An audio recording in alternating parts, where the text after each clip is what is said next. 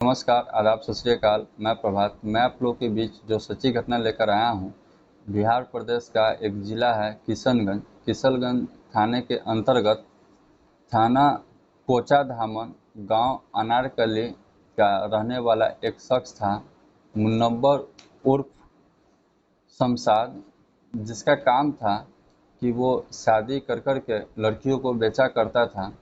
उसकी उम्र महज 32 वर्ष थी और 32 वर्ष की उम्र में उसने जो पुलिस के सामने स्वीकारा है कि 12 शादियाँ कर चुका था, जिसमें 6 शादी ऑफिशियली, जो मुस्लिम रीति रिवाजों में निकाह नामा जो पढ़ा जाता है, वैसे ये 6 शादी कर चुका था और 6 शादी ये चोरा छिपा के किया था और उन 12 लड़की को ही ये बेच दिया था, जो अलग अलग ठिकानों पे उसे बेचा करता था। यूपी, कोलकाता ऐसी जगहों पे ये बेच दिया करता था। उस लड़की जब बिक जाती थी तो उसे कोठे से काम पे भेजा जाता था, कभी होटलों में, कभी किसी के घर पे, कभी किसी के डेरे पे। ये लड़की मन बहलाने का काम करती थी। तकरीबन डेली का इसका काम था कि 20 से 25 इंसानों का ये मन बहलाती थी और ज़िंदगी समझ सकते हैं इसका नर्क हो जाता है शमशाद से मिलने के बाद। ये शमशाद का काम ही कुछ ऐसा था कि ये शक्ल सूरत से तो उतना अच्छा नहीं था, लेकिन ये कैसे किसी लड़की को लुभा लेती थी, ये इसका एक कला था।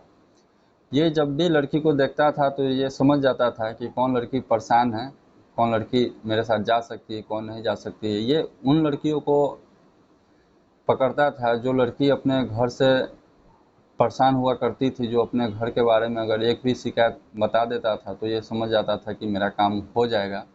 और उस लड़की को छोटा छोटा ये गिफ्ट दे के उसे अपनी प्यार के जाल में फंसा लिया करता था और उसके साथ धोखाधड़ी जैसी घटनाओं को अंजाम दिया करता था। उसी में एक लड़की पकड़ी गई थी पुलिस के हाथे। तो वो लड़की अपनी बात बताती है कि वो लड़की जब 13 वर्ष की थी तो उसकी माँ से उसे काफ़ी झगड़ा होता था। उसे काम उम करने के लिए बोलती थी तो वो नहीं करना चाहती थी और उसका खेलने का समय काफ़ी, शाम को वो घर जाती थी, काफ़ी खेलती थी।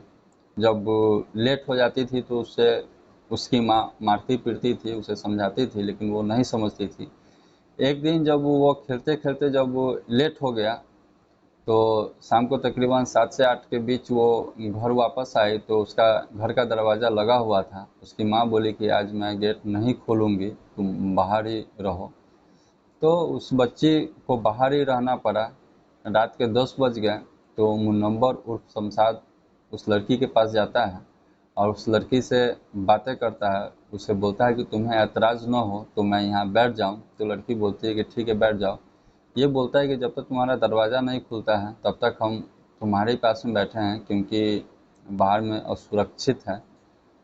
तो ये लड़की उससे हमदर्दी दिखाने लगती है और अपनी घर की बातें उसे बताने लगती है। शमशाद, जो कि शातिर दिमाग का था, ये सारी बातें उससे बात करने लगता है, उससे पूछने लगता है उसके घर के बारे में। ये लड़की सारी बात बताती है। तो ये दोनों लगभग 12 एक बजे तक बाहर ही बैठे रहते हैं। तो फिर शमशाद उस लड़की को बोलता है कि तुम्हें ऐतराज़ ना हो तो चलो मेरे घर पे, रात को रह जाना, फिर सुबह तुम चले जाना अपने घर पे। तो वो लड़की तैयार हो जाती है, शमशाद के साथ घर जाती है। इसके मनपसंद खाने पीने की चीज़ें लाया जाता है और उसे दिया जाता है। ये लड़की खाती है और खुश हो जाती है। घर से महज 100 से 150 मीटर ही ये दूरी पे थी। इधर इसके माँ बाप ढूंढ रहे हैं इसको, लेकिन ये मिल नहीं रही है और ये लड़की वहीं पे खुशी खुशी रहती है। उस लड़की को जब एक सप्ताह वहाँ पे रहे हो जाता है तो उस लड़की को एक सप्ताह बाद किसी दूसरे शहर में ले जाया जाता है। 1 महीना शमशाद भी उसके साथ रहता है। फिर उस लड़की को बंगाल में बेच दिया जाता है और उस लड़की का मन बहलाने का काम चालू हो जाता है। ये रोज़ 10, 20, 25 जैसे ग्राहक इसको मिलते थे वैसे ये डील करती थी। होटल में जाती थी, कोठे पे जाती थी, किसी घर पे जाती थी। इसका काम ऐसे ही चल रहा था। 3 साल के अंदर में उस लड़की को एक बच्ची पैदा होती है और वो बच्ची को भी रख रही थी। उसी बीच एक रेड पड़ती है होटल में और उसमें इस लड़की को पकड़ लिया जाता है। जब पुलिस को ये सारी बातें बताती है तो पुलिस भी दंग हो जाती है। लेकिन पुलिस को शमशाद का कोई ट्रेस मिल नहीं रहा था, नहीं पकड़ाता है शमशाद। फिर समय बीतते हुए 27 नवंबर 2015 को एक लड़की गायब हो जाती है किशनगंज से। उसके पिता जाते हैं पुलिस में एफआईआर करवाते हैं कोचा धामन थाना में। वहाँ पे जाने के बाद एफआईआर करते हैं तो उस लड़की के बारे में बताते हैं कि साहब मेरी बच्ची मिल नहीं रही है, कि मेरी बच्ची को ढूंढ दीजिए। पुलिस पहले तो एक्शन नहीं लेती है, एक्टिव नहीं होती है, लेकिन जब उसके पिताजी रोज़ रोज़ थाना पे पहुंच जाते थे और उसके पिताजी का उम्र भी काफ़ी ज़्यादा थी, तो पुलिस को रहा नहीं गया।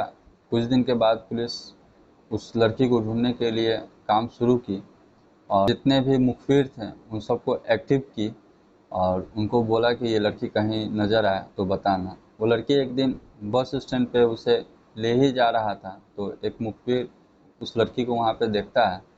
देखने के बाद पुलिस को इन्फॉर्म करता है। पुलिस को जैसे मैसेज का पता चलता है तो पुलिस जाती है, उस लड़की को निकाल कर लाती है। उस लड़की से जब पूछा जाता है तो लड़की बताती है कि मुझे ये जहाँ पे रखा गया था वहाँ पे अच्छे अच्छे खाने पीने के सामान दी जाती थी। स्कूल जब हम जा रहे थे तो ये स्कूल के रास्ते में मिला और मुझे टॉफ़ी वगैरह खिलाया, हमसे दोस्ती किया। ये लड़का शमशाद हर एक लड़की पे कम से कम 1.5 महीना, 2 महीना, 1 महीना ऐसे काम किया करता था। जब उस लड़की पे अपना पूरा विश्वास बना लिया करता था तब उस लड़की को घर से बाहर निकालता था और उसे बेच दिया करता था। और इसका काम था कि शादी भी और लड़कियों से किया था, ऑफिशियली शादी भी किया था जिससे उस लड़की को कोई शक न हो। उसके बाद ये बेचा करता था। जब लड़की को बरामद कर लिया जाता है तो 8 दिसंबर 2015 को उस शमशाद के खिलाफ पुलिस एफआईआर दर्ज करती है और उसकी खोजबीन में लग जाती है, लेकिन पुलिस के हाथ वो नहीं लगता है। समय बीतते जाता है। तकरीबन 7 साल बाद जब वो अपने गांव आता है अनारकली, तो पुलिस को इन्फॉर्म किया जाता है कि शमशाद गांव आया हुआ है।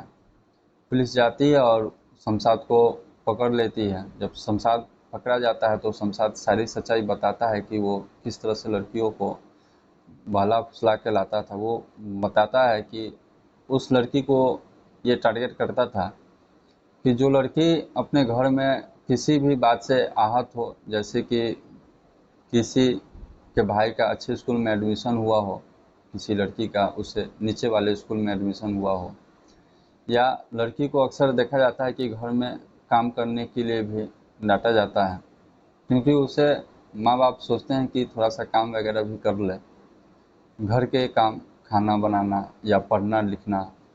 ऐसे ऐसी छोटी छोटी चीज़ों पे जब बच्ची परेशान हो जाती है तो जब ये शमशाद की नज़र उन लड़कियों पे पड़ती थी तो उसे ये बहला फुसला कर उससे दोस्ती किया करता था और ऐसी ही लड़की को ये बेच दिया करता था।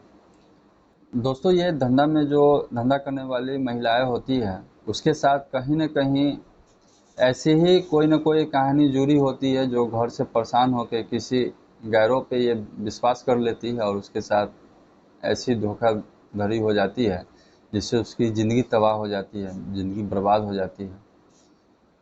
बस मेरा कहानी सुनाने का उद्देश्य किसी को परेशान करना नहीं था, बस आप लोग को जागरूक करना था। आप लोग अपना ख्याल रखें। धन्यवाद।